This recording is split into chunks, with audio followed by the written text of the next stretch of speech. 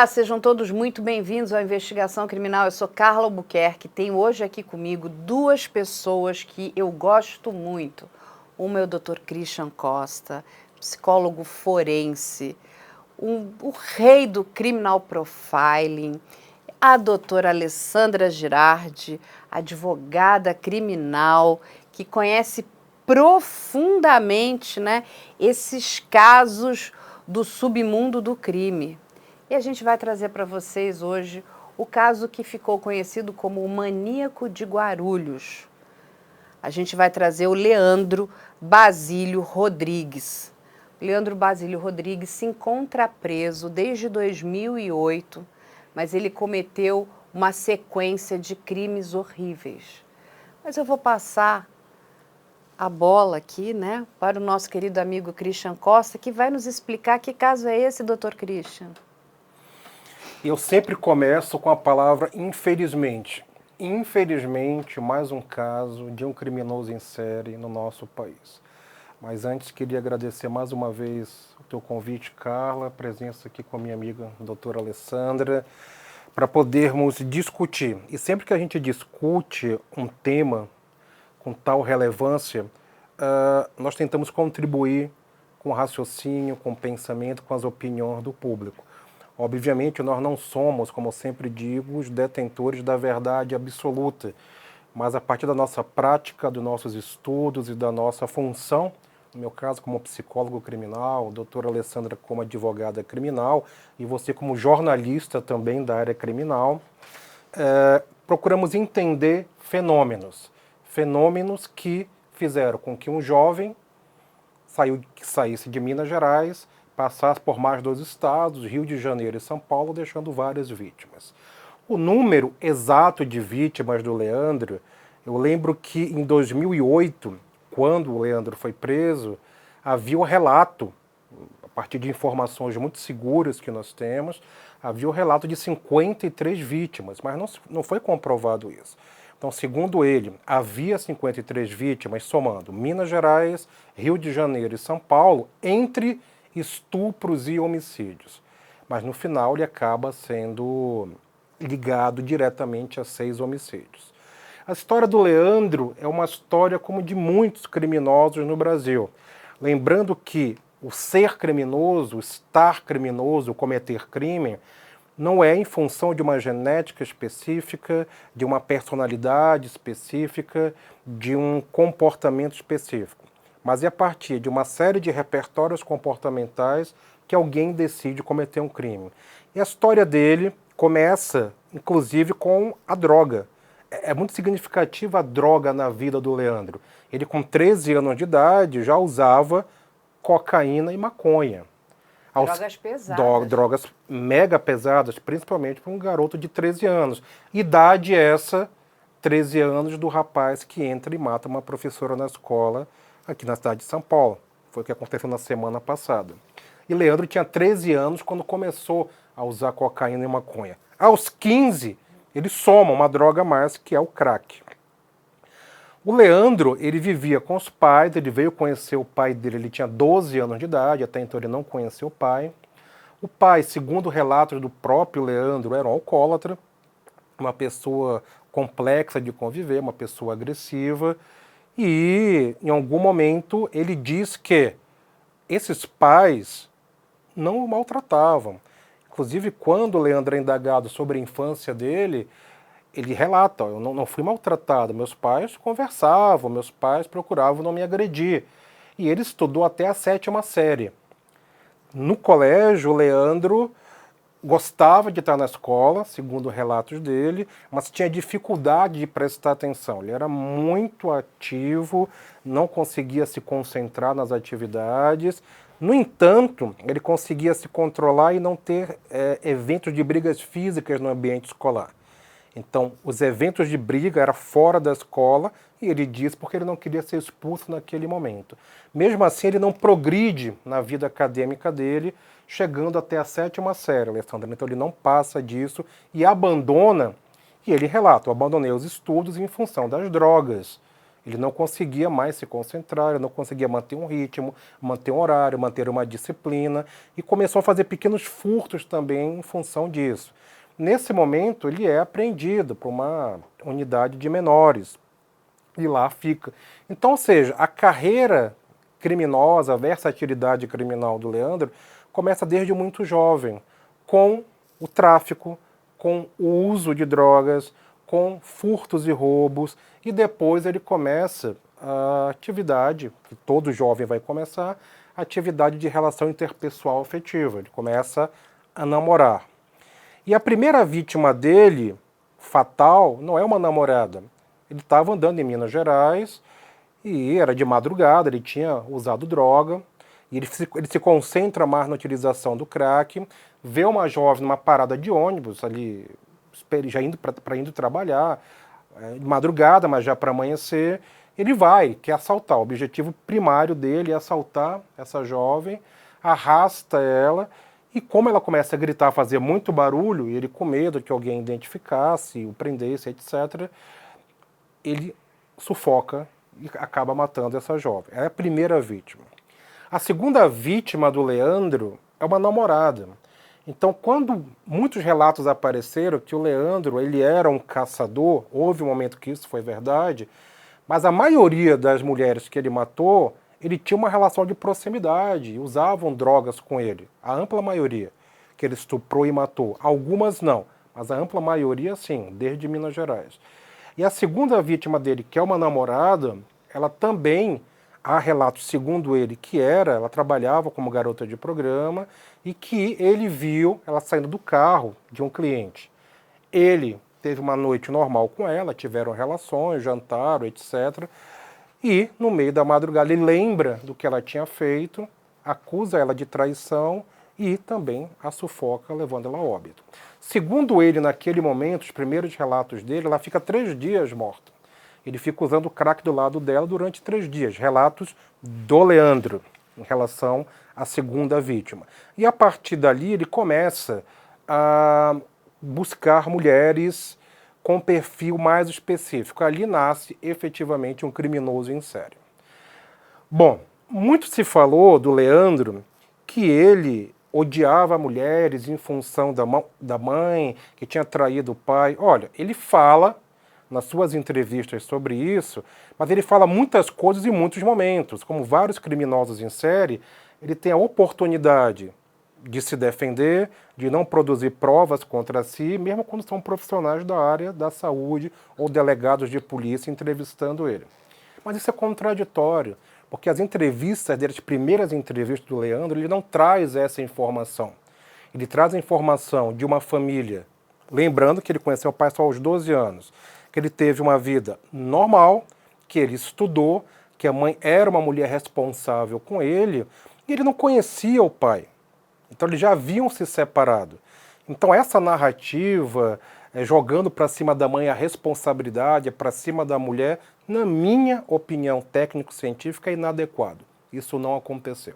Então essa é quase uma narrativa que se reproduz, tirando da caixinha. O que eu vou dizer desse criminoso? A mãe é culpada, a mãe é culpada, a mãe é culpada. Não, a mãe não é culpada.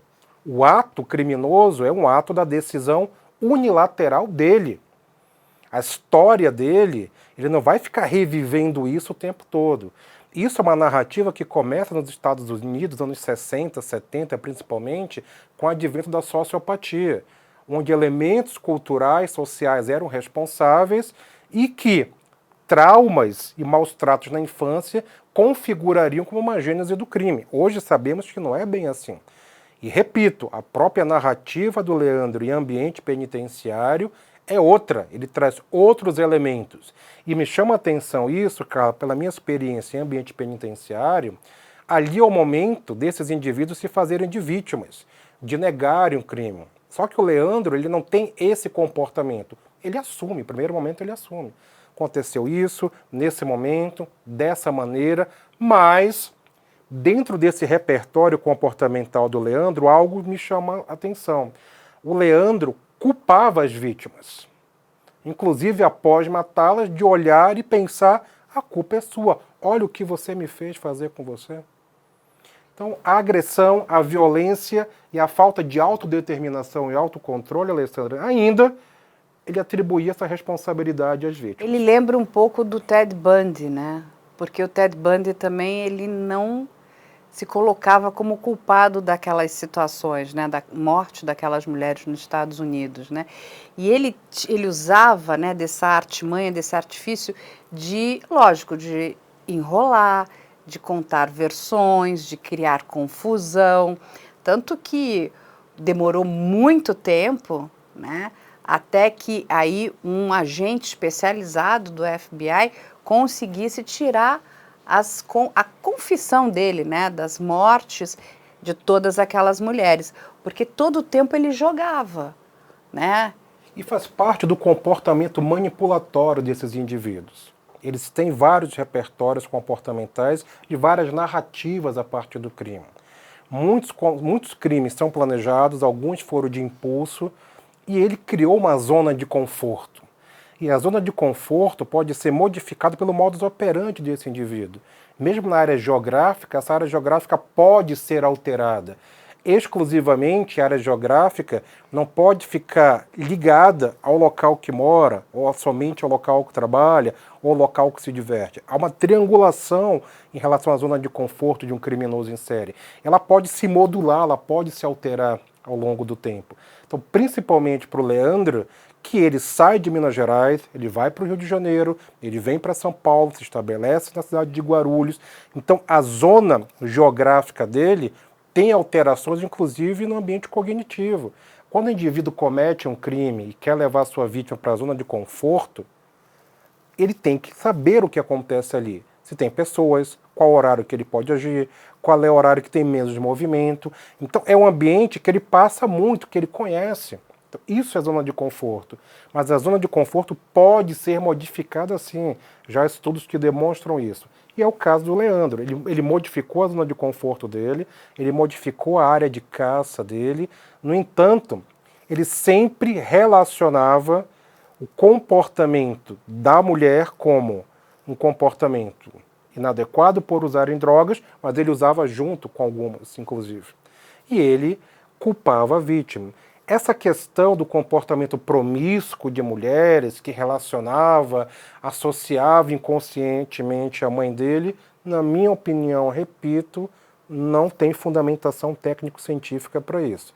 Ele tinha um desejo, ele tinha um ciúme patológico, ele tinha um ciúme delirante, ele se apaixonava rapidamente e ele tentava punir em relação ao que essa vítima fazia com ele, não com uma associação de dados inconscientes de traumas específicos do passado. Como não amar o Dr. Krishna, não é, doutora Alessandra? Mas antes de eu passar a bola aqui para a doutora Alessandra, a gente vai mostrar aqui o mapa do Brasil para que as pessoas entendam por onde o Leandro andou passando. Então, a gente tem aqui o mapa do Brasil, aí nós vamos ali lá para o estado de Minas Gerais, depois ele caminha para o Rio de Janeiro e, enfim, vem para o estado de São Paulo, aonde ele se estabelece, como o Dr. Christian nos explicou, em Guarulhos, inclusive aonde ele é capturado. Então, a gente tem isso aqui. Agora, doutora Alessandra, para quem não sabe, eu vou contar aqui um segredo, já contei várias vezes, mas para quem não ouviu antes, a doutora Alessandra, antes de ser advogada criminal, ela foi uma grande investigadora de polícia, ela trabalhou bastante tempo no DHPP aqui em São Paulo, então ela conhece o processo de investigação policial.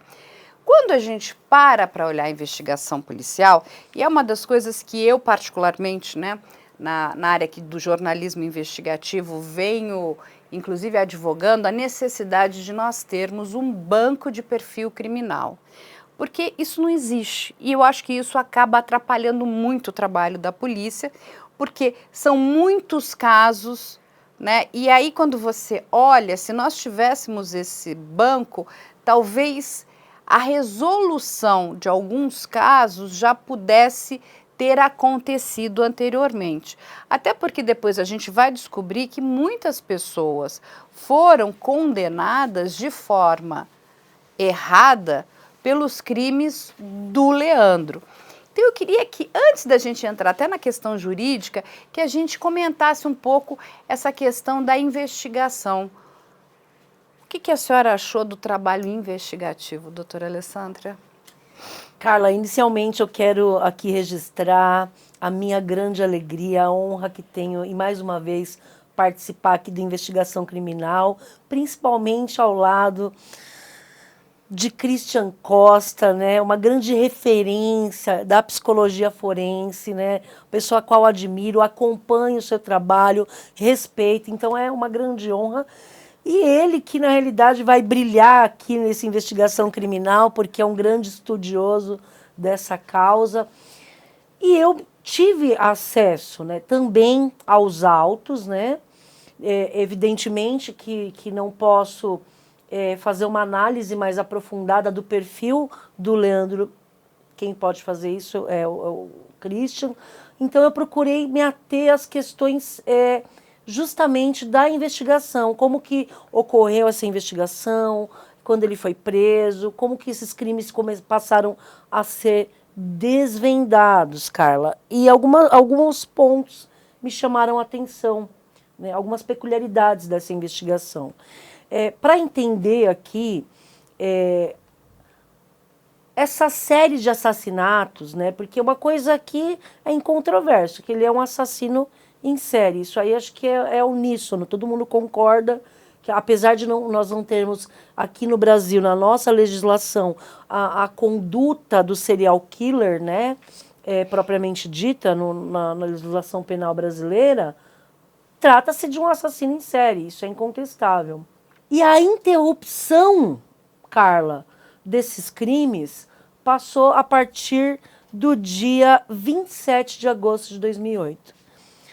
Né? Essa série de crimes ela só foi interrompida com a sua prisão. Porque ele continuaria cometendo crimes. Se ele não tivesse sido descoberto, eu não tenho dúvida que ele continuaria, né? Inclusive, num dos interrogatórios dele, ele chega a comentar que ele pegou vício em matar. O Dr. Christian deve se recordar desse trecho do inquérito. Em um das versões que ele apresenta, versões oficiais, porque ele deu entrevistas para especialistas, ele deu entrevista para a imprensa na época, né, que ele foi preso, mas oficialmente, eu digo, no inquérito policial, há especialmente um interrogatório que ele chega a falar, isso consta no inquérito policial, que ele pegou vício, ele está viciado em matar. Mas, enfim, voltando, ele é preso no dia 27 de agosto de 2008, Carla. Uma das vítimas, ela reconhece ele, uma sobrevivente. Com esse reconhecimento, ele é preso, e aí, nesse primeiro momento, ali no calor da sua prisão, ele confessa essa tentativa em face da vítima Graziele. E aí o Dr. Christian depois pode falar para ele essa questão narcisista, mas ele ali espontaneamente fala, inclusive, eu matei outra hoje. Então, no dia da sua prisão, além de ele confessar a tentativa dessa vítima que sobreviveu, ele aproveita ali e fala, matei uma hoje também. E ele aponta, ele indica o local desse que ele cometeu esse crime, e ele ali detido. Inicialmente não era uma prisão temporária, não era uma prisão preventiva, ele estava detido porque ele tinha sido reconhecido, a autoridade policial ainda ia pedir a prisão temporária dele, essa prisão ainda depois, posteriormente, seria convertida em prisão preventiva, portanto ele estava detido ali na delegacia, e ele apresenta informações ali para a autoridade policial, para os policiais, os investigadores vão no local e realmente encontram a vítima Gisele ali. E aí, na sequência, né, a investigação é instaurado o inquérito policial para apurar a vítima Gisele, só que o que acontece? Nesse processo, em um determinado processo, tem um momento que ele fornece o material genético dele. E é confirmado realmente que ele matou aquela pessoa, até porque, apesar de ele ser necrófago, porque ele vilipendiava os cadáveres, ele matava e depois ele tinha relação sexual. Então, o esperma estava em todas as vítimas, né? Em sua grande maioria. Pode fazer o confronto. Ele nega o DNA das outras vítimas. Então, isso que eu achei interessante na investigação, por quê? em um momento, em apenas uma vítima, ele fornece o material genético dele. Mas ele não sabia E quando que podia ser começam a confrontado. aparecer as outras vítimas, como a polícia começa a descobrir, o Ministério Público começa a investigar e descobrir outros crimes praticados por ele passa a negar fornecer o material genético, porque são vários processos. Como eu disse aqui no Brasil, não tem a figura jurídica do serial killer. Então, para cada crime é um processo diferente. Então, o que acontece? É feito o pedido de comparação genética dos espermatozoides e ele começa a se negar em outros processos. Só que a polícia, muito inteligente, aí a gente falando aqui de investigação, fala, e agora? Ninguém pode produzir prova contra si mesmo, Carla. A Constituição Federal garante isso. Como que a gente vai provar que ele é o autor desses outros crimes? Como? Me diga. Aí o promotor de justiça, porque a polícia não sabe como. A polícia não consegue desfecho nesses outros inquéritos em que figuram outras vítimas. A polícia trava ali. E aí eu vou até pedir para a produção mostrar aqui o arquivo de número 591, em que é feita uma crítica do promotor Rodrigo Merli Antunes para a polícia judiciária da época que atuou nessa investigação. Porque o promotor, ao contrário do delegado, dos investigadores, ele tem uma sacada que a polícia não tem. Ele fala, já que ele não quer fornecer o DNA, então eu vou pedir para que o material coletado da vítima seja comparado ao dessas outras vítimas para ver se o espermatozoide bate. Ou seja, você réu não quer fornecer o material, tudo bem, mas você forneceu uma vez num processo.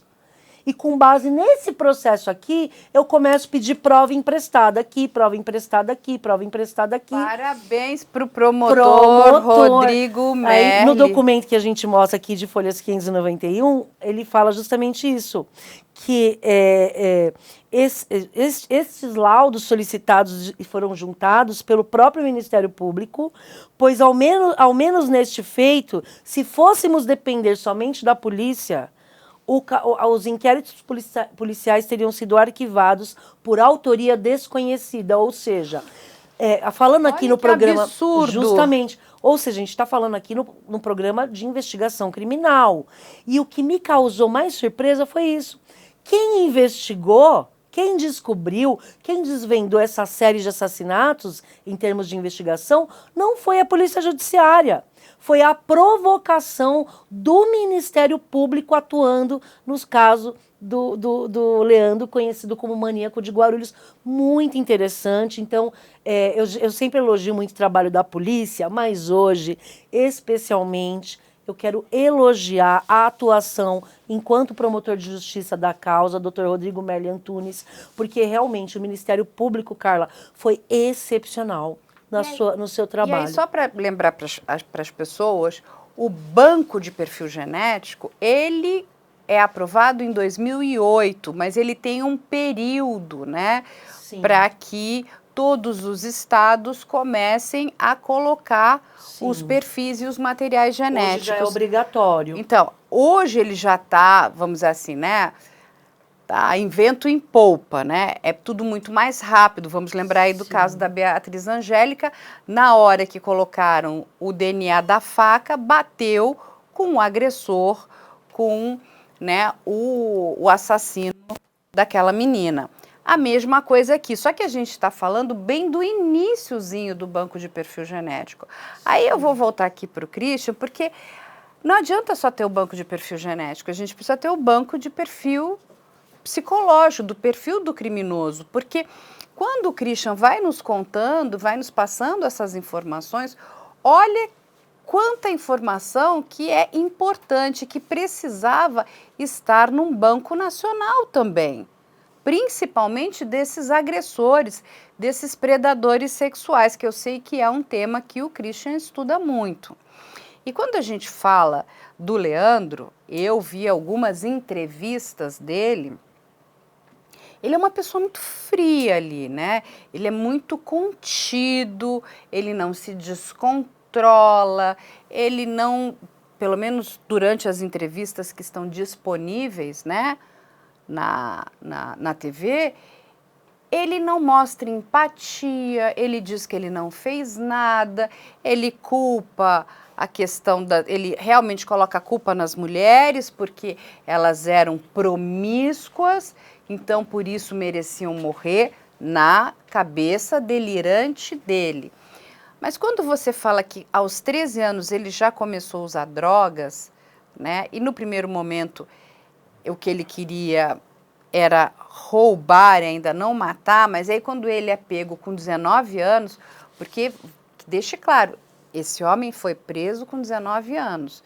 E aí eu vou passar aqui para o Dr. Christian novamente, para ele explicar a maturidade criminal. Com 19 anos, uma pessoa que chega e diz que tem já sede de matar, que gosta de matar, e ele não fica só no matar, ele vai aí também para a necrofilia.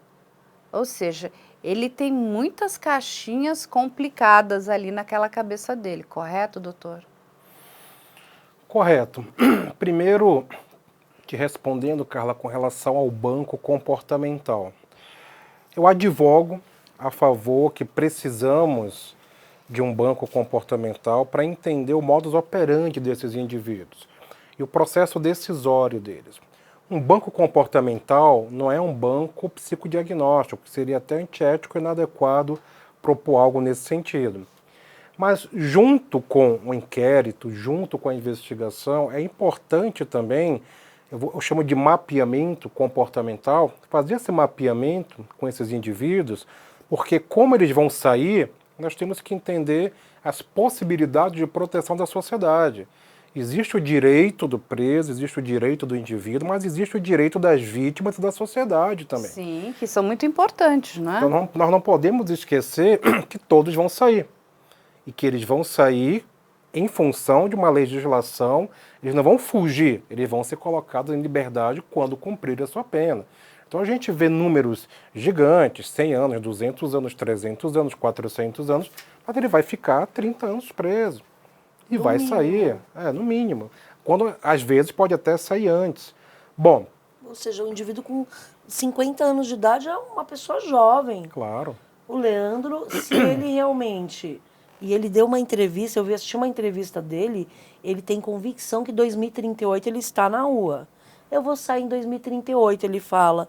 E para ele tá bem tranquilo isso, que ele em 2038 vai ser colocado em liberdade, até porque como os crimes que ele praticou são anteriores à lei 13.964, que é o pacote anticrime, Carla, ele não pode ficar mais que 30 anos preso. Hoje aumentou para 40, mas ele fica até 30. Então ele tem uma certa razão, todavia... E isso, evidentemente, vai depender do comportamento dele, até porque se ele responder alguma sindicância que quer que seja nesse período, já não é 30 anos. É feito e ele for condenado numa falta grave, hoje ele está cumprindo pena desde 2008. Se ele responder uma falta grave hoje, por exemplo, for condenado, esses 30 anos se interrompem. Eles não suspendem. Juridicamente interrompe, ou seja, dá 30 anos a partir de 2023. Ou seja, para um indivíduo preso, tanto o Leandro como qualquer um, sair no período de 30 anos, tem que estar imaculado o seu comportamento. Que não é o caso dele, tá? E aí, desculpa que eu já vou devolver a palavra para o Christian, mas os diretores técnicos das penitenciárias que já avaliaram ele, né, a comissão técnica, como que chama? Comissão... CTC, Comissão Técnica de Classificação. Isso, a comissão técnica de classificação, que já avaliou o perfil dele, já relatou que ele vem tem um comportamento violento, carcerário, que ele vem praticando faltas graves, ou seja, ele está equivocado. Devolvendo a palavra. Aí o Christian vai agora, com essa informação que ainda está cometendo ilícitos dentro do presídio. Concordo. E aí entra a questão da importância da CTC. Surgiu essa palavra aqui, Comissão Técnica de Classificação. O ideal que toda unidade prisional tenha, o Brasil ainda, isso é o movimento do Departamento Penitenciário Nacional, de orientar, estruturar as comissões técnicas em todo o Brasil. O ideal é nós termos alguns protocolos comportamentais para entender quem é esse indivíduo. Porque nós temos um artigo na Lei de Execução Penal, que é o artigo 5º, que fala da individualização da pena. E no Brasil nós não temos isso. Os presos são misturados. Algumas penitenciárias aqui em São Paulo, eu posso falar por São Paulo, que é onde eu conheço mais, tem unidades, como o próprio Leandro estava, não sei se ainda ele está em Sorocaba, na P2 de Sorocaba, mas ali ele estava quando ele foi preso. Temos unidades como em Sorocaba, em Guarulhos, outras aqui em São Paulo, que são exclusivas para criminosos sexuais e homicidas sexuais. Então, isso já é separá-los.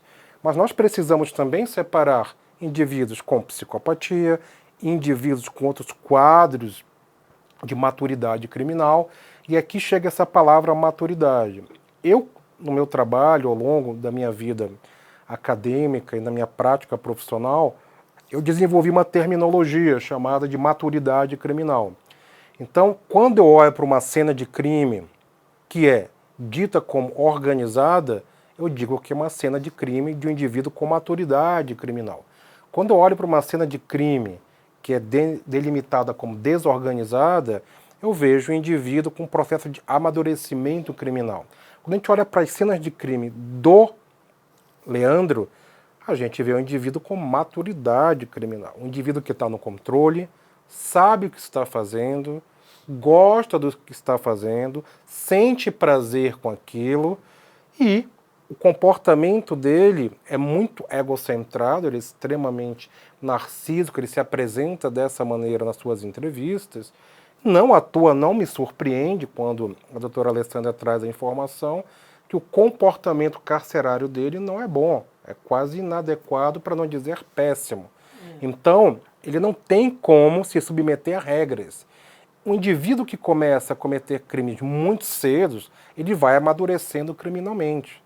A maturidade criminal, Carla, Alessandra, é inversamente proporcional à maturidade social. Observa que muitas vezes a gente fala em crimes de adolescentes aqui, usa a expressão e a palavra imaturidade. Esse indivíduo é imaturo socialmente. Ele é imaturo socialmente, e à medida que ele se mantém imaturo, disfuncional, inadequado e impulsivo, paralelamente a isso, e junto com isso, ele vai amadurecendo o criminal. Então, ele é imaturo para cima e junto ele se torna maduro criminalmente. Então, a imaturidade social, afetiva dele corresponde de forma inversamente proporcional ao que eu chamo de maturidade criminal.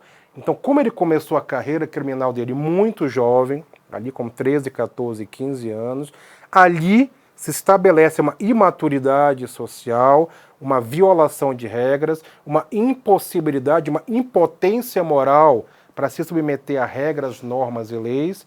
E à medida que isso vai caminhando, essa versatilidade criminal, essa inadequação, isso alimenta o que eu chamo de maturidade criminal. Só para ficar mais claro essas terminologias que eu uso. Então, a cena de crime dele, o processo decisório dele é de alguém com maturidade criminal. Com alguém que já está familiarizado com o ato de roubar, de estuprar, de matar, de dominar a sua vítima. Então, dentro dessa maturidade, a gente percebe que muitos lá ficam, né? Aí entra a questão do tratamento penitenciário. Como seria bom se no Brasil tivéssemos o tratamento penitenciário? Temos muitos psicólogos, psiquiatras dentro das unidades prisionais do Brasil. São mais de 900 mil presos, são poucos profissionais para muitos indivíduos encarcerados. E temos que repensar também a intervenção desses indivíduos. Alguns podem ser ressocializados, a maioria pode. A maioria, eu arriscaria dizer que 70% desses indivíduos conseguiriam ser ressocializados. 30% talvez não, porque chegaram num grau de maturidade criminal e lá ficam estabelecidos. Bom, mas eles ficam cristalizados ali, isso é um diagnóstico? Não. É uma percepção de movimentos, de processos decisórios, de comportamentos disruptivos, inadequados que eles começam a ter e se acostumam com isso. Então é um repertório comportamental que esse indivíduo tem que vai se reproduzindo em termos de vida, de relações interpessoais e no cometimento de crimes. Deixa eu só fazer um apontamento aqui para o Christian. Nós não sabemos, mas ele tem características até de uma personalidade antissocial, de um psicopata. A gente entende aqui que as pessoas que têm esse transtorno de personalidade, isso não é uma doença, logo não tem cura. Ou seja, essas pessoas que possuem essa característica, esse transtorno, quando vão para essa seara de cometer crimes tão bárbaros, dificilmente tem recuperação. Ou seja, quando estiverem de volta, né, com a sociedade, vão fazer o quê? Vão fazer crimes possivelmente ainda piores. Carla, eu sei que a pergunta não é para mim, mas se você me permite fazer um gancho, e aí eu devolvo para o Christian, eu vou pedir para a produção abrir o arquivo de número 610. Nesse arquivo a gente vê aí o parecer de um diretor técnico da penitenciária de Serra Azul, né, que, como o Christian disse, são dados da Comissão Técnica de Classificação, que diz o seguinte, ó, como a gente lê aqui nesse trecho: ele registra várias faltas disciplinares graves, danos ao patrimônio, posse de aparelhos celulares, posse de estiletes, agressão a companheiro, provocação de tumultos e ameaça, demonstrando assim ser um elemento perigoso, sem qualquer perspectiva de liberdade e interesse, por mínimo que fosse, em aplicar-se na terapia reeducacional que lhe é oferecida. Aí eu devolvo agora para o Christian, que gostaria só de ilustrar a fala de vocês, justamente nessa questão muito difícil, né, Christian? Um indivíduo como maníaco de Guarulhos se ressocializar diante dessas informações. E aí entra uma palavra nova, importante, que é a ressocialização e a reincidência. Duas palavras. Ressocializar seria transformar. Então, algumas pessoas imaginam assim, não, a ressocialização é esse indivíduo se tornar uma outra pessoa, assumir uma nova persona, se reestruturar egoicamente, trabalhar os seus traumas. Não. A ressocialização, de grosso modo, ou em grosso modo, é que esse indivíduo, pelo menos, reconheça a sua atividade criminal e, quando posto em liberdade, não a faça mais. Mas para um indivíduo ressocializar, ele tem que reconhecer, a princípio, cognitivamente, que ele cometeu um erro. O indivíduo que tem maturidade criminal não tem esse autorreconhecimento, essa autocrítica e essa autopercepção de que seus atos são inadequados, desde que beneficiem ele. Então, se ele tem benefício, se ele tem prazer, eu estou preso, mas eu vou sair depois, ele não vai se ressocializar, porque ele não vai alterar essa conduta delitiva. Então, a ressocialização, repito, foi bom que a Alessandra trouxe essa informação da Comissão Técnica de Classificação, porque é o comportamento de alguém que tem maturidade criminal. Ele não vai seguir regras. E a palavra regra, a palavra lei, a palavra ética, a palavra moral é significativa dentro do estudo da criminologia, porque a criminologia parte do entendimento de indivíduos na história que cometem crimes a partir de uma norma pré-estabelecida. Se eu tenho normas pré-estabelecidas, eu tenho códigos de leis, e eu não consigo respeitar isso, mesmo que eu cause dor, sofrimento, desorganização social, e continuo fazendo, e essas regras estão ali, tanto regras morais universais como penais pré-estabelecidas, e eu não consigo fazer isso, muitos chamam isso de psicopatia, que é o transtorno da personalidade antissocial. Eu entendo que é algo a mais, é algo dentro de repertórios comportamentais, por isso que eu chamo de maturidade criminal. São comportamentos disfuncionais, obrigatoriamente não são patológicos, é um processo decisório livre desses indivíduos, porque faz parte de um repertório comportamental humano. Não significa que há um determinismo quando eu falo de repertório comportamental, mas não podemos negar, se olharmos para trás, esses comportamentos que o Leandro tem, outros tiveram ao longo da história, outros têm no momento presente e outros terão no futuro.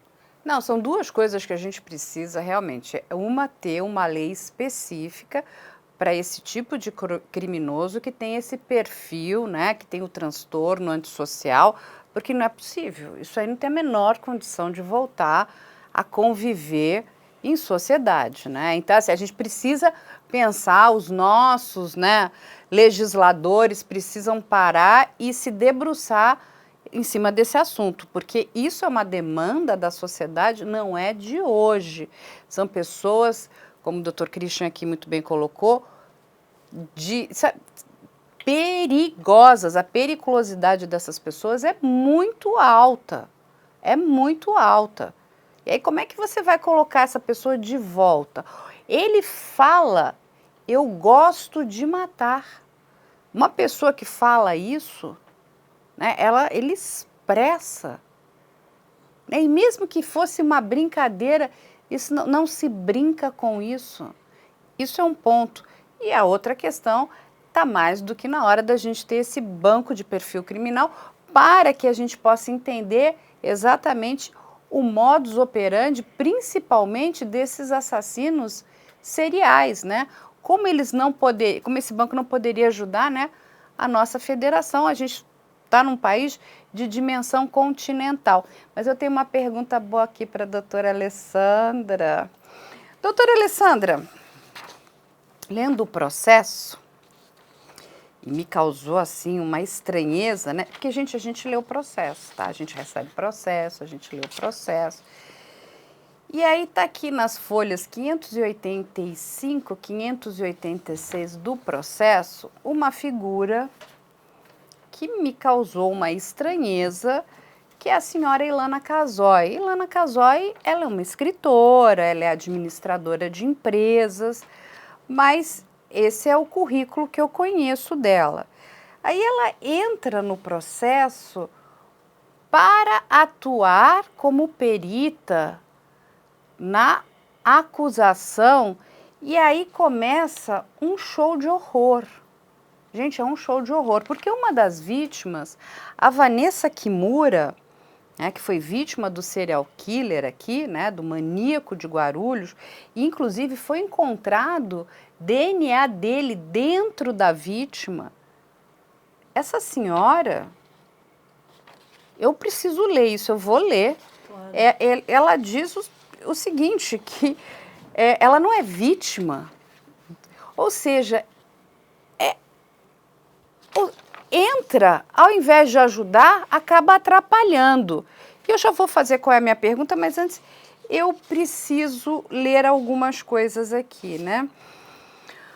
Vou ler aqui para vocês, gente. As perguntas de costume, disse nada, compromissada e inquirida pela merentíssima juíza de direito, na forma e sob as penas da lei, respondeu. Isso quem responde agora é Ilana Casoy. Sou criminóloga e já trabalhei em muitos casos de crimes em série. Como assim? Mas não teria que ser um agente policial? Não teria que ser um psicólogo forense ou uma psiquiatra forense? Porque são essas as pessoas que podem estar atuando, ou um perito, ou um legista. Depois você me corrija se eu estiver errada. Conheci o delegado que investigou o caso do réu, porque já tinha trabalhado com ele em outro caso. Como assim trabalhado? Como que se trabalha? Para trabalhar com um delegado, você precisa fazer parte daquela equipe, não é isso? Você tem que ser ou investigador, ou um delegado assistente. Como que funciona isso? Isso você tem que ser concursado, não é isso? Tem que fazer academia de polícia. Eu não sei se uma pessoa, a não ser que, sei lá, você é um informante, né, da polícia. Enfim, vamos voltar aqui. Porque já tinha trabalhado com ele em outro caso. E quando o Leandro foi preso, ele começou a confessar a prática de uma série de homicídios contra mulheres, inclusive homicídios em que pessoas já estavam presas por eles. Ou seja, o Leandro confessou para ela ou confessou para o delegado. Isso aqui ficou meio dúbio. O delegado achou estranha a atitude e me procurou para ajudá-lo a entender se todas as confissões eram uma fantasia ou não do Leandro. Mas como ela De novo, essa é a minha pergunta, não teria que ser um psicólogo forense ou talvez um psiquiatra? Se havia possibilidade de fazer uma correlação científica segura entre as mortes ocorridas. Montei uma equipe e passamos a estudar o caso. No caso de Leandro, notamos que ele confessava os crimes se referindo ao local onde eles eram cometidos e não às vítimas. Aí tem uma parte aqui, doutora Alessandra, que essa me causou muito espanto. Entrevistei Leandro. Mas ela pode entrevistar o Leandro? Não é somente a autoridade policial, ou o promotor, ou o juiz, ou o próprio advogado que ele vai constituir. Eu achei isso muito estranho. E algumas vítimas sobreviventes, como Amanda e Graziele, ela também foi entrevistar vítimas? Também visitei os locais em que ele morou e os locais onde os crimes foram praticados. Quem passou essas informações, então, foi o delegado. Ao final, fizemos um relatório que foi entregue para a polícia de Guarulhos e para o desembargador Luiz Soares de Mello, no próprio Tribunal de Justiça e na presença de outros 2 desembargadores. Eu aqui, na minha humilde ignorância, a única coisa que vou dizer, espero que esses desembargadores não tenham usado esse material, porque eu tenho dúvidas se esse material poderia, inclusive, ter sido feito. Se isso não traria um prejuízo, inclusive, para o júri. Com base nesse estudo, podemos concluir que algumas vítimas, de fato, foram mortas por ele. E, para tanto, levamos em conta o biotipo das vítimas, a causa da morte, a localização dos ferimentos e a presença de crimes sexuais. Aí, gente, o que é a tristeza aqui, que eu vou jogar depois para a doutora mais uma coisa. Todavia, em relação a Vanessa Kimura, além do acusado ter negado praticado crime em relação a ela, nosso relatório concluiu que era pouco provável que ele fizesse parte do rol de crimes cometidos por Leandro, e excluindo-se esse crime. Gente, é por isso que nós precisamos de psicólogos e psiquiatras forenses para fazer esse tipo de análise. Além do mais, porque olha o absurdo que está sendo feito com essa vítima. Essa mulher, a Vanessa Kimura, foi morta sim pelo Leandro. Inclusive foi encontrado achado genético dele dentro do corpo da vítima. Olha que absurdo tudo isso. Olha a confusão que foi criada aqui. Tendo em vista a localização dos ferimentos da vítima e também a localização geográfica dele, já que a vítima foi morta a 5 quilômetros de distância do raio de atuação dele. Como o Dr. Christian aqui já muito bem explicou para a gente, o próprio criminoso vai mudando a atuação, vai mudando o seu raio. Olha, esse criminoso andou em Minas, Rio e São Paulo. Se não tivesse sido pego... Belo Horizonte também. Então, em Minas Gerais. Isso, Minas, verdade. Rio e São Paulo. Ele poderia estar aí caminhando para Bahia ou, quiçá, para o Rio Grande do Sul. Não tivemos acesso ao laudo de exame necroscópico da Vanessa Kimura para a conclusão mais específica sobre a autoria do crime. Gente, também não foi feito nenhum confronto entre os materiais genéticos coletados em todas as vítimas. Minha senhora, foi feito confronto genético, tanto que esse confronto foi usado pelo promotor. Graças a Deus, tivemos o promotor Rodrigo Merli nesse caso. Deus é bom. Inclusive de Vanessa de Freitas, para se saber se tal material era ou não da mesma pessoa, independentemente de qual pessoa. As perguntas do Ministério Público respondeu.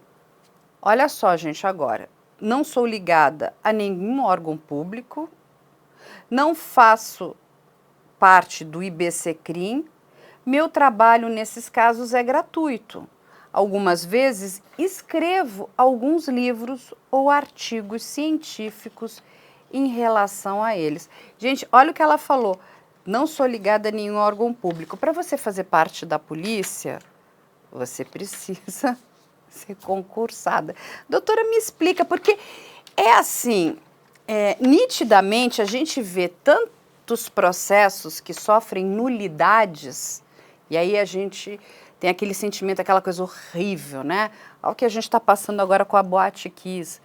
Por muito menos, todo o júri, aquela tristeza, aquela dor daquelas 242 famílias que perderam seus filhos, aquele júri todo foi anulado. Agora, quando a gente vê isso aqui, eu não sei se a senhora conseguiria me explicar, mas tirar pelo menos dúvidas das pessoas. Carla, esse foi justamente quando eu analisei essa investigação criminal, o caso Maníaco de Guarulhos, essa foi uma grande surpresa. Falei, meu Deus, o que é isso? Como assim? O delegado convida uma pessoa para ajudar ele a entender confissão, se essas confissões eram ou não fantasia inicialmente. Como assim? Qual é a atribuição que essa senhora tem nesse inquérito policial? Então, realmente, o que você disse aqui, passando a palavra para mim, é um prato cheio para a defesa, tá? Isso aí eu entendo que é caso de anular esse processo. Na realidade, ela não ajudou absolutamente em nada. Ela só atrapalhou essa investigação. Primeiro porque ela apresenta um relatório e presta um depoimento em juízo. Ela é arrolada como testemunha de acusação. Testemunha do quê? Se você não participou de nenhum dos fatos narrados no processo, na ação penal. Testemunha de acusação é a Graziele, que é uma vítima sobrevivente. Ela poderia figurar como a testemunha de acusação no processo da morte da Gisele, por exemplo. Né? Ela não tem qualificação, ela não tem, nem legalmente falando, ela não é funcionária pública. Então, a primeira coisa que nós temos que entender, a Polícia Civil, a Polícia Judiciária tem excelentes profissionais. Nós temos os nossos peritos judiciais. Nós temos psiquiatra forense, nós temos psicólogos forenses, que seriam as pessoas que seriam competentes para aí sim a autoridade policial deveria ter solicitado judicialmente que o magistrado competente para analisar aquele processo disponibilizasse um perito judicial ali, né? Seria uma perícia imparcial, sendo solicitada pela autoridade policial para o juiz. É isso que o delegado teria que ter feito. Mas não, eu chamei minha amiga, porque percebe-se que há uma relação já prévia, já que ela mesma fala que eu conheci o delegado, porque eu já trabalhei com ele em outros casos. Trabalhou em que caso? Você não é funcionária pública. Você não presta serviço público. A Ilana Casoy, ela é uma escritora. Ela escreve sobre true crime, casos reais, ok, mas ela não é uma perita judicial para auxiliar na investigação, para ser arrolada pelo Ministério Público como testemunha de acusação, para apresentar relatório, para entrevistar réu, que nem ela fala aqui no depoimento dela, em juízo, tá? Isso está em juízo. Eu tive acesso ao processo do Leandro, do Maníaco de Guarulhos. Então, inclusive eu peço aqui, a gente está vendo aqui o depoimento dela, judicial, isso está nos autos. Né? Ela fala que entrevistou o réu, ela entrevistou as vítimas, isso é um absurdo. Ela não poderia ter figurado nesse sentido no processo. Ela faz relatório e entrega, ela diz o momento que ela faz o relatório e entregou para o desembargador. Mas por que ela entrega para o desembargador se a gente está falando de processo de conhecimento de juízo de primeiro grau? Não é desembargador que analisa. Quem analisa é um juiz de primeiro grau. Por que ela entregaria um relatório para um desembargador que é um juiz de segunda instância, sendo que ela está sendo ouvida em juízo no processo de conhecimento que ainda nem tem condenação na época? Né? É muito confuso isso, né? E o pior, ela atrapalha a investigação, ao invés de ela auxiliar o delegado de polícia, ela atrapalha porque ela passa a informação para a autoridade policial que ele não é culpado da morte da Vanessa Kimura, porque o crime que ele cometeu porque a Vanessa Kimura está a 5 quilômetros da casa dele, não a 2. Porque a maioria das vítimas, os crimes são praticados num raio de 2 quilômetros. Olha, a Vanessa ele é inocente porque tem 5 quilômetros. Mas peraí, você não pode excluir a culpa do réu, ainda mais se tratando desse assassino em série, porque o crime foi praticado num raio de 5 quilômetros e não num raio de 2. Já que a gente tem informação, como você bem disse, que ele começou a praticar crime em Minas Gerais, quando ele ainda era menor. Já ficou internado na FEBEM de Minas Gerais. Enfim, ela atrapalhou a investigação, porque o Ministério Público, ao contrário da autoridade policial, percebeu que estava tudo errado essa investigação, e ele começou a provocar o juízo, fazendo requerimentos. Juiz, eu quero que compara o DNA dessa vítima aqui com o que foi coletado na vagina no ânus da vítima Vanessa Kimura. E aí é realmente confirmado que aquele espermatozoide é o mesmo dessa vítima aqui, dessa vítima aqui, dessa vítima aqui. Ou seja, ela não ajudou em nada. Eu realmente faço uma crítica aqui nessa investigação, Carla, porque a autoridade policial não pode chamar amigo para investigar junto, tá? Não, aqui no nosso país, você tem que estudar e prestar concurso público para você ter essa atribuição. Então, os nossos psiquiatras, nossos peritos que trabalham para o Estado, eles se preparam academicamente para isso, eles prestam concurso, eles têm legitimidade para isso que ela não tem. Eu, se fosse advogada do Leandro, facilmente anularia esse processo. Olha só. Facilmente. Então, a defesa, né, do Leandro, ao contrário, outra coisa que me causou também surpresa nessa investigação, para além dessa senhora que figurou como assistente técnico, que não poderia... Se fosse a defesa que tivesse contratado, um familiar que tivesse contratado talvez ela, olha, eu tenho determinada formação, eu tenho uma experiência, mas escritora de livro não é uma profissional qualificada para fazer relatório num processo dessa dimensão, Carla. Eu concordo. Né? Admiro a obra dela como escritora, mas deixo aqui minhas críticas. Ela não pode, as autoridades policiais têm que se atentarem a isso, ela não pode continuar atuando em processo penal como assistente técnico, como perita, o que ela não é. Ela pode, de repente, ser uma consultora contratada por um advogado particular e fazer um parecer, se ela tiver uma formação para isso. Mas eu desconheço que ela tenha formação em psiquiatria forense para fazer um laudo dessa dimensão, para fazer um relatório, para falar com vítima de processo que envolve crime contra a vida, crime contra a dignidade sexual, para falar com o réu. Isso é um absurdo. Isso aqui é nulidade absoluta. Ele teve sorte que o advogado não teve essa sacada, porque isso aí é nulidade. Pode colocar o cara na rua, anula tudo. Não, é isso que me choca. Você pode colocar tudo a perder. Exatamente. Sabe, tem algumas questões que eu acho que nós precisamos nos atentar, né? Eu entendo que é uma área, né, que muitas pessoas gostam, né, de estudar, de entender um pouco mais, mas a gente tem que entender o que é a atribuição de cada um, né? Cada um dentro do seu quadrado. Mas, assim, aqueles que querem se aventurar, né, nessa coisa mais do true crime hollywoodiano, né, porque eu acho, assim, até quando ela mesmo diz, ele não poderia ter cometido esse crime porque não era na zona de conforto dele, fica aqui uma dica, estude, não, mas estude o Night Stalker. Ela ainda fala, serial- eu não tive acesso ao laudo necroscópico. Ou seja, você está dando um parecer isentando uma autoria delitiva de um crime tão grave, com base no quê? Então, Na distância do crime? Mas então, Esse Alessandra, ocorreu a um raio de 5 aí quilômetros? eu quero muito deixar uma amador. dica. Deixar uma dica aqui.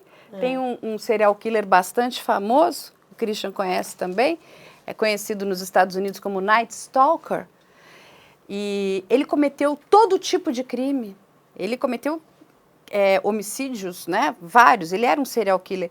Ele matava criança, idoso, homem, mulher, estuprava homem, estuprava mulher. Ele estuprava e não matava. Ele cometeu crimes em vários locais diferentes ali da Califórnia. Ele arrepiou. E a polícia não conseguia fazer conexão com nenhum desses crimes, porque o modus operandi era tão diferente de um e do outro. Mas foi a sagacidade de um policial junto com, né, a maturidade de um outro policial que conseguiram mostrar que era o mesmo agente criminoso que cometeu todos esses crimes nos mais diferentes locais. Né? Assim, é bárbaro. Quem gosta, assistam ao documentário do Night Stalker. Ou seja, que coloca tudo por água abaixo que essa senhora fala. Eu vou devolver aqui para a doutora Alessandra, mas vou deixar aqui uma pergunta aqui para o doutor Christian, que tem muito contato, né, com os ex-agentes do FBI, agentes que estudam a psicologia forense lá fora, e ele vai dizer para a gente essa coisa de ter que ser tudo igualzinho, isso não existe. Carla, só para encerrar aqui as minhas críticas especificamente a essa investigação criminal, não obstante a justiça tenha sido feita, ele tenha sido no final condenado, realmente há críticas nessa investigação criminal especificamente. No final do depoimento da Ilana em juízo, o promotor, ele pergunta para ela, você é funcionária pública?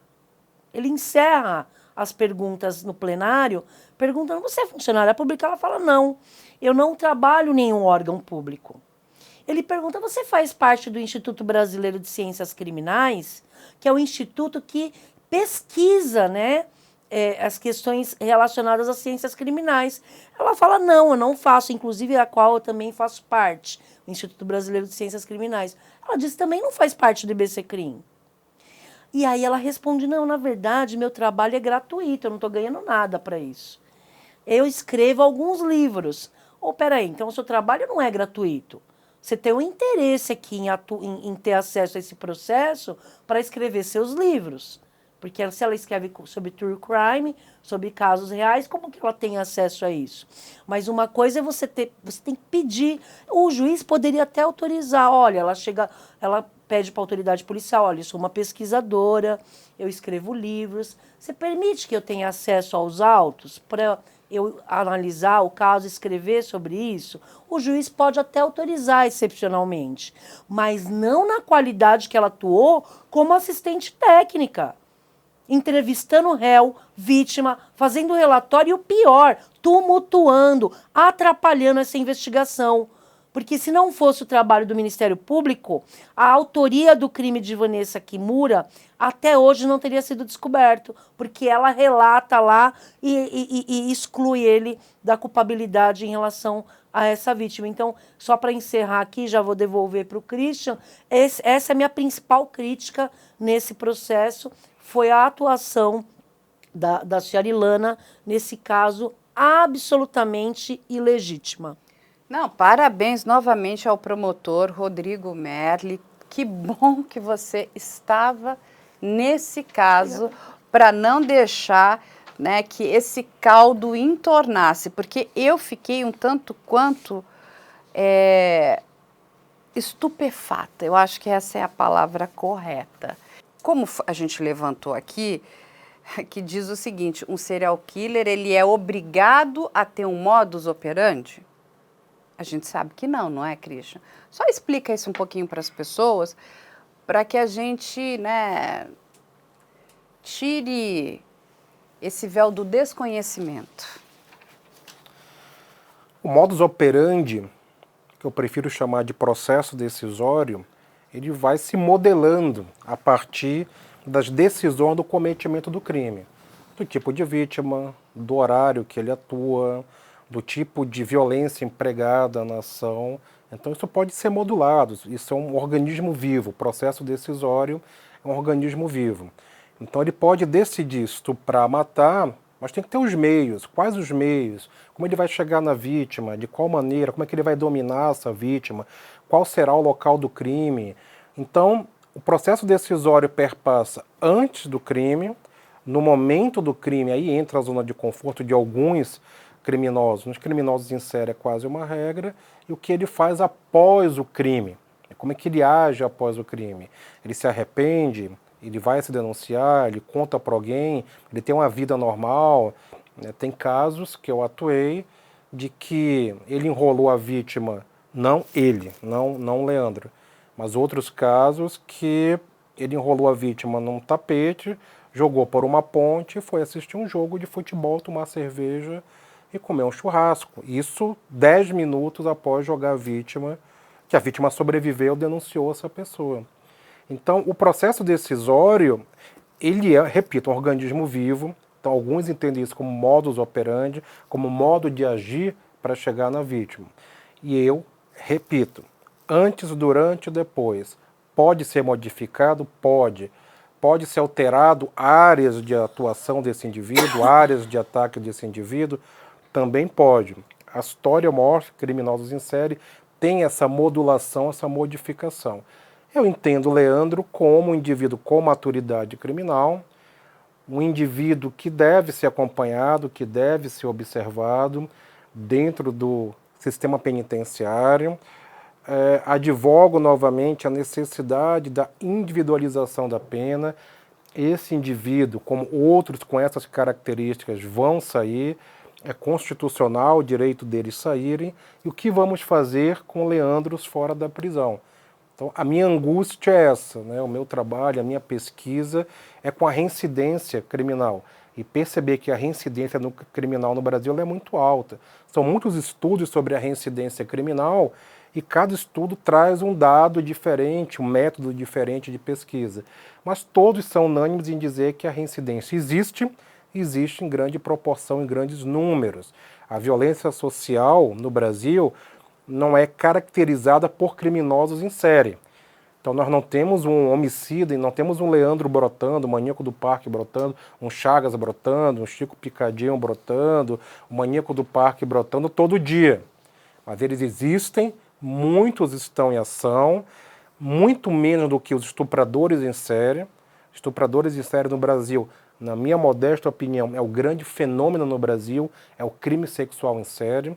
Dificilmente um criminoso em série se satisfaz em ter uma única vítima, seja de vulnerável ou não.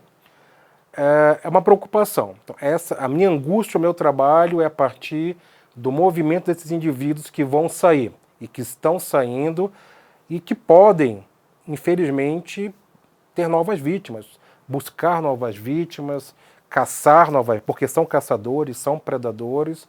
Então essa é a minha angústia, essa é a minha preocupação. Esse é um detalhe do processo que eu não tinha, por isso prefiro não opinar. Em respeito a pessoas, a nomes, eu prefiro não fazer observações em respeito, mas também é da seara da advocacia criminal. A doutora Alessandra emitiu a opinião dela, a Carla trouxe esse evento. E o meu papel, eu entendo que é entender e tentar refletir, não explicar, mas tentar refletir que esses indivíduos são predadores entre espécies, são indivíduos de alta periculosidade, são indivíduos que ainda não há uma legislação, como a doutora Alessandra falou, não temos legislação para criminosos em série, para psicopatas. porque aí perpassa pela responsabilidade criminal desse indivíduo. Quem avalia, isso é um diagnóstico, essa é uma percepção de que esse indivíduo é imputável, semi-imputável, inimputável. Por muitos anos, a psicopatia foi entendida como semi-imputabilidade, tendo inclusive um benefício legal de diminuição da pena. Não temos legislação para isso. Então, no meu modo de ver nesse caso, é mais um caso que gera a importância e puxar o raciocínio dos nossos legisladores de que precisamos ter leis para esse tipo de agressor. Precisamos de direitos humanos para eles? Tem que ter. Eu sou contra a pena de morte. Mas eu sou a favor da prisão perpétua. Por quê? Porque a vítima, como todas essas que foram relatadas aqui, foram mortas. Então houve pena de morte para elas e há prisão perpétua para a família dessas pessoas. É verdade. Há prisão perpétua, sim, para a família da vítima. Essas famílias vivem em prisão perpétua. Eu digo mais, eu ainda defendo que existe sim prisão perpétua no Brasil, eu já explico, mas aqui aproveitando o gancho do que o Christian falou, além de não existir capitulação jurídica para a conduta do serial killer, do assassino em série, a gente ainda tem o contrário. A gente tem uma legislação aqui no Brasil que beneficia esse tipo de assassino em série. Por quê? Porque na nossa legislação, a gente tem a figura do crime continuado, Carla. Artigo 71 do Código Penal. Se hoje o advogado ajuizar uma petição na execução penal pedindo para reconhecer a continuação delitiva, porque se ele pratica vários crimes, né, nas mesmas condições, nos mesmos modus operandi, como disse o Christian, nas mesmas condições de tempo, de lugar, o modo de execução, por exemplo, todas as vítimas são estranguladas, todas elas são vilipendiadas, né, já que ele é um necrófilo, ou seja, ele tem um padrão de execução desses crimes. E, e são sequenciais. Ou seja, se hoje o advogado fizer um pedido na execução penal para que seja reconhecido o crime continuado, é um benefício da execução penal. Apesar de ser uma ficção jurídica, ele é previsto no artigo 71 e consagra uma unidade inscindível entre os crimes praticados para o fim específico da aplicação da pena. Né? Então, nesses casos, se o juiz da execução, onde ele hoje cumpre 188 anos de prisão, incluindo inclusive os assaltos, os 188 anos não estão só os homicídios, estão homicídios, estupros, o roubo, enfim, todos os crimes estão ali. Se o advogado pegar os crimes contra a vida que ele praticou nessa sequência e pedir para reconhecer a continuidade delitiva, a pena dele pode ser reduzida de 1/3 até a metade. Eles pegam a pena do crime maior e reduz. Ou seja, além de não ter a figura para aumentar a pena, para agravar, enfim, da conduta do assassino em série, o contrário, a legislação hoje vigente aqui no Brasil é no sentido de beneficiar o réu em cumprimento de pena. Ou seja, temos que mudar Absurdo, isso. Tem que Os mudar. nossos legisladores precisam se debruçar e precisam aperfeiçoar essas leis. Porque Justamente. a sociedade, né, está à mercê de pessoas como essa. Né, e que acabam tendo benefícios. Isso está completamente errado. Entendo que está completamente errado. Sim, e só para concluir, Carla, em relação à prisão perpétua, eu defendo que aqui no Brasil já existe prisão perpétua. Tá? Por quê? É o caso do que pode acontecer com ele. Porque a partir do momento que ele é um preso que tem comportamento conturbado, que pratica reiteradas faltas graves, né, sempre está respondendo sindicância em razão do seu comportamento, esse tipo de comportamento, ele, como eu disse inicialmente aqui, ele interrompe aquele direito do artigo 75 do Código Penal, que é o tempo máximo de prisão, que para o caso dele é 30 anos. Ou seja, daqui 30 anos, se ele tiver uma falta grave, tem que contar mais 30 para sair. E aí depois mais 30 para sair. E eu acho difícil um indivíduo desse não ter... para que ele fique cometendo faltas graves dentro da penitenciária. Isso, e aí, então, o que acontece com o Marcola, por exemplo. O Marcola, que está preso há muitos anos, já passou de 30 há muito tempo. Por que ele não sai? se a pena do Marcola já passou de 30 anos e ninguém pode ficar mais preso mais que 30 anos por conta das sindicâncias, das faltas graves que vão interrompendo o lapso para benefício. Muito bom. Então, só para passar aqui uma última informação para as pessoas, esse maníaco cometeu crimes de 2006 a 2008, esses que ele foi processado. Podem ser mais vítimas, sim. O Brasil hoje tem esse banco de perfil genético. A informação que a gente recebeu é que muito material ainda será processado, então possivelmente ele pode vir a figurar em outros casos, né? A gente pode ter aí a solução de alguns outros casos através do banco de perfil genético. É que todo o material ainda não foi processado. Eles estão processando os que eles têm, vamos colocar aqui como necessidade imediata, né? Então tem muito material ainda para entrar no banco de perfil genético, gente. Então, outros casos podem ser linkados a esse homem aí. Vamos deixar aqui os nossos agradecimentos para a doutora Alessandra Girardi, para o doutor Christian Costa. Nós vamos deixar aqui as redes sociais deles. Não deixem de fazer os cursos do Dr. Christian. Vamos colocar aqui os próximos cursos. Façam, são muito bons. Quem de fato quiser entrar aí para essa área, né, da psicologia forense, precisa estudar com o Dr. Christian. Vou deixar aqui também os contatos da doutora Alessandra Girardi, que é excelente advogada nessa área criminal. Quem tiver dúvida, quiser conhecer mais sobre o trabalho dela, é só entrar em contato com ela. Vou deixar aqui também o livro do Dr. Christian Costa, quem quiser adquirir, né, vale a leitura, o livro é realmente muito, muito bom.